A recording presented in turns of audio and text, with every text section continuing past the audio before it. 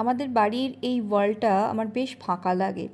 অনেক দিন ধরে কিছু একটা করার ইচ্ছা ছিল, কিন্তু কিভাবে ডেকর করলে জিনিসটা ভালো লাগবে সেটা নিয়ে বেশ দ্বিধায় ছিলাম। যাই হোক, গাছের থেকে ভালো কিছু তো আর হতে পারে না। তাই এরকম কিছু প্ল্যান্ট হোল্ডার আর এরকম ওয়াল হ্যাঙ্গিং আমি অনলাইন থেকে কিনেছি।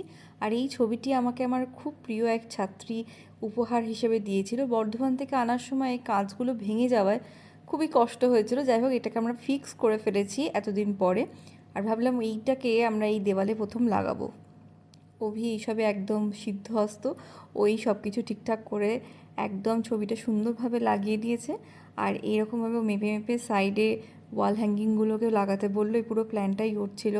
আর আমিও সেরামিকের এই প্ল্যান্ট পটগুলোকে দিচ্ছিলাম, কিন্তু খুব ভারী মনে হচ্ছিলো। মানে ওই ওয়াল হ্যাঙ্গিংটা, এটার ওয়েট কতটা নিতে পারবে এই নিয়ে আমি যথেষ্ট ডাউট ছিলাম।